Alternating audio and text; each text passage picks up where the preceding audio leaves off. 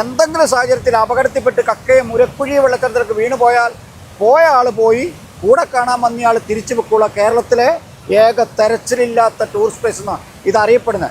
ഇവിടെ ഏറ്റവും കൂടുതൽ അപകട സാധ്യത കൂടിയ സ്ഥലം പറയുന്നത്. അപകട സാധ്യത കൂടിയെന്ന് പറയുന്നത് ഈ വെള്ളച്ചാട്ടത്തിന്റെ പേരാണ് ഉരക്കുഴി വെള്ളച്ചാട്ടം. ഉരക്കുഴി എന്ന് പേര് വരാൻ കാരണം നൂറ്റാണ്ടുകൾക്ക് മുമ്പേ വെള്ളം വന്ന് ചാടി പാറയ്ക്ക് ഉരുള പോലെ പൊത്താതാവട്ടെ, അതുകൊണ്ടാണ് ഉരക്കുഴി വെള്ളച്ചാട്ടം പേര് വരാൻ കാരണം. ആൾക്കാരുണ്ടാക്കിയതല്ല. ഏകദേശം 600 അടി താഴ്ചയിലേക്ക് വെള്ളം പോന്നു. കോഴിക്കോട് ബീച്ചിൽ നിന്ന് 2500 അടി ഉയരത്തിൽ നമ്മൾ നിൽക്കുന്നു. ഈ വെള്ളം താഴോട്ടേക്ക് പതിച്ചു കഴിഞ്ഞാൽ പാറയുടെ മുകളിൽ കൂടിയല്ല ആദ്യം വെള്ളം ഒഴുകുന്നത്.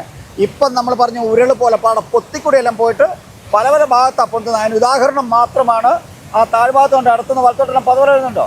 പാറയുടെ മുകളിൽ കൂടി അധികം വെള്ളം ഒഴുകി പോകുന്നില്ല. കേരളത്തിലെ ഏത് ടൂറിസ്റ്റ് പ്ലേസിൽ പോയാലും പാറയുടെ മുകളിൽ കൂടി അധികം വെള്ളം, ഇത് പാറയുടെ പൊത്തിക്കൂടെ പോയിട്ട് പല ഭാഗത്താണ് പൊന്തുന്നത്. അതുകൊണ്ടാണ് ഏതെങ്കിലും ഒരു വിനോദസഞ്ചാരി മഴക്കാലത്തോ വേനൽക്കാലത്തോ ഇവിടെ കണ്ടുകൊണ്ടിരിക്കുമ്പോൾ എന്തെങ്കിലും സാഹചര്യത്തിൽ അപകടത്തിൽപ്പെട്ട് കക്കയും മുരക്കുഴി വെള്ളച്ചാട്ടത്തിലേക്ക് വീണു പോയ ആൾ പോയി, കൂടെ കാണാൻ വന്ന ആൾ തിരിച്ചു വെക്കുള്ള കേരളത്തിലെ ഏക തെരച്ചിലില്ലാത്ത ടൂറിസ്റ്റ് പ്ലേസ് എന്നാണ് ഇത് അറിയപ്പെടുന്നത്. പക്ഷെ അപകടങ്ങൾ സംഭവിക്കാത്തെന്ന് പറഞ്ഞാൽ 5 മണി വരെ നിയന്ത്രിക്കാനും പറഞ്ഞു കൊടുക്കാനും ഗൈഡുമാർ ഇവിടെ നിൽക്കുന്നുണ്ട്. ഇതുവരെയും ഒരു വിനോദസഞ്ചാരി അപകടത്തിൽപ്പെട്ടില്ല. പക്ഷെ വെള്ളച്ചാട്ടം പുറലോകം അറിയപ്പെടാൻ തുടങ്ങിയത് അടിയന്തരാവസ്ഥക്കാലത്ത് കക്കയം ക്യാമ്പിൽ നിന്ന് പോലീസുകാർ ഉരുട്ടിക്കൊന്ന എഞ്ചിനീയറിംഗ് വിദ്യാർത്ഥി സഖാവ് രാജന്റെ ബോഡി കൊണ്ടിട്ട സ്ഥലം.